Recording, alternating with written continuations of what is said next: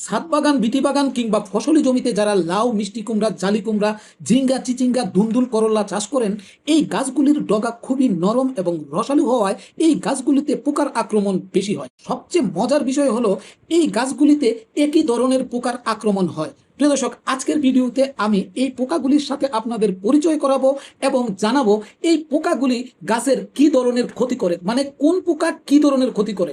পরিশেষে আজকের ভিডিওতে জানাবো আপনার গাছগুলিকে এই পোকার আক্রমণ থেকে কিভাবে বাঁচাবেন। প্রিয় দর্শক, যারা আপনাদের বাগানে এই পোকার সমস্যার কারণে গাছগুলিকে বাঁচাতে পারছেন না এবং গাছগুলি নিয়ে খুবই চিন্তিত, আজকের ভিডিওটা তাদের জন্য অতি গুরুত্বপূর্ণ। তাই প্রিয় দর্শক, ভিডিওটা কোনো রকম স্কিপ না করে শুরু থেকে শেষ পর্যন্ত দেখুন কি ধরনের পোকা আপনার গাছকে নষ্ট করছে, কোন পোকা আপনার গাছের কি ক্ষতি করছে এবং এই পোকাগুলিকে আপনি কিভাবে আপনার বাগান থেকে চিরতরে তাড়িয়ে দেবেন। তো প্রিয় দর্শক, চলুন আর কোনো কথা না বাড়িয়ে মূল বক্তব্যে প্রবেশ করা যাক। প্রিয় দর্শক, ভিডিও শুরু করার আগে একটা কথা বলে রাখি, ভিডিওটা আমি এমনভাবে সাজিয়েছি যেন আপনি পোকাগুলিকে শনাক্ত করতে পারেন এবং পোকাগুলি কি কি ক্ষতি করে সেটা যেন বুঝতে পারেন। এই জন্য আপনি স্ক্রিনশট দিয়ে আপনার মোবাইলে রেখে দিবেন।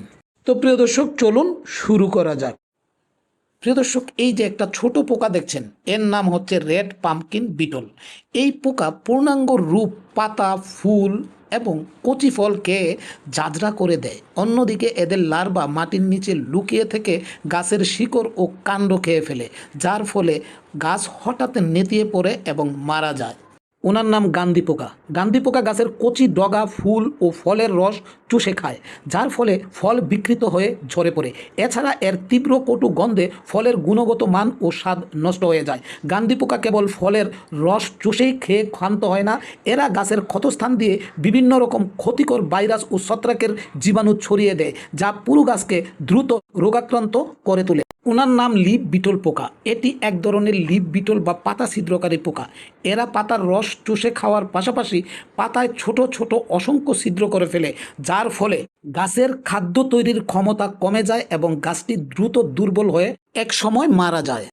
প্রিয় দর্শক, ওনার নাম গেলমিস পোকা। ওনার কাজ হচ্ছে শশার কচি ডগায় বা পাতায় ডিম পাড়ার পাশাপাশি এই পোকার লার্ভা গাছের ভিতরের টিস্যু খেয়ে ফেলে। ফলে আক্রান্ত স্থান ফুলে গিয়ে গ্যাল বা টিউমারের মতো তৈরি হয়।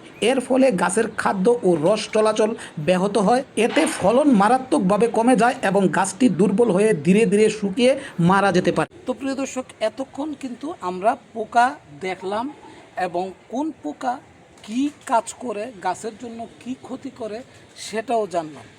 এবার আসেন প্রিয় দর্শক, আমরা এই পোকার হাত থেকে আমাদের এই গাছটাকে কিভাবে রক্ষা করব, সেটা কিন্তু মনোযোগ সহকারে দেখতে হবে।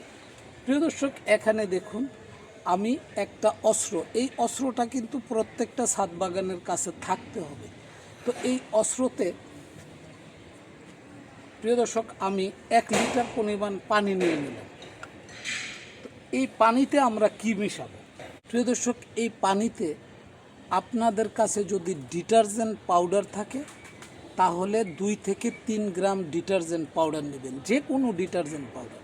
আমার কাছে এই মুহূর্তে ডিটারজেন্ট পাউডার নাই, এই জন্য আমি এই যে হ্যান্ড ওয়াশ যেটা আছে এইটা আমি পরিমাণ মতো ব্যবহার করে দেব।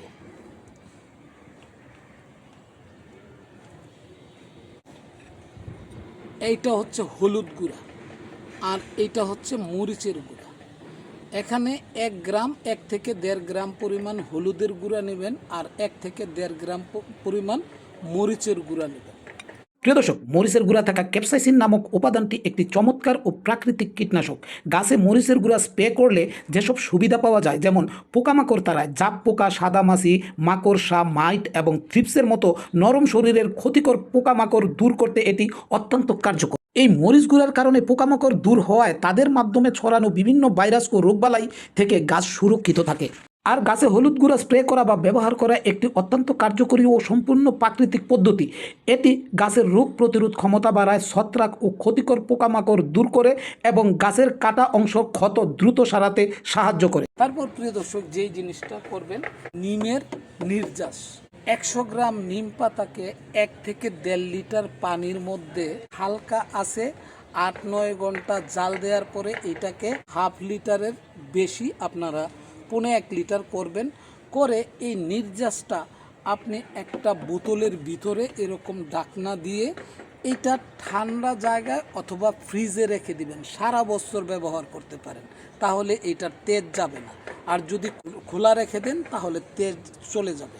তো এই যে নির্যাস, এই নির্যাস থেকে 20 মিলি পরিমাণ নির্যাস আমি এই বোতলে দিয়ে দিব।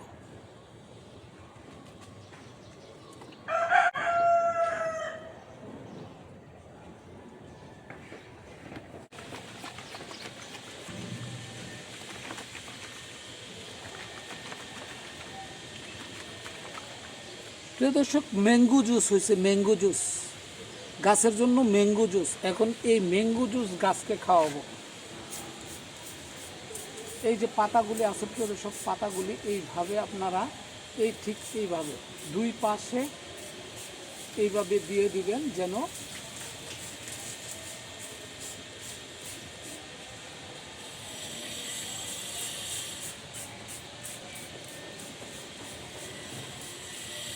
প্রিয় দর্শক, আপনাদের রঞ্জু ভাই সবসময় প্র্যাকটিক্যাল জিনিস দেখাতে ভালোবাসে।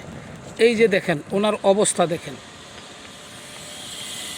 প্রিয় দর্শক, এই রেমিডিটা আমার গাছের মধ্যে ব্যবহার করার কারণে এখন আমার এই গাছটা পোকামাকড়ের আক্রমণ থেকে 100% নিরাপদ। তো প্রিয় দর্শক, আপনারা এই রেমিডিটা ব্যবহার করে আপনার বাগানের গাছগুলোকে পোকামাকড় মুক্ত করুন। প্রিয় দর্শক, আজকের ভিডিওটা এখানেই শেষ করব। দ্রুতই ফিরব ছাদ বাগানের গাছের অন্য কোনো সমস্যায়, ভিডিওতে অন্য কোনো সমস্যা নিয়ে। ততক্ষণ পর্যন্ত প্রিয় দর্শক, আপনারা ভালো থাকুন, সুস্থ থাকুন আর সাথেই থাকুন। আল্লাহ হাফেজ।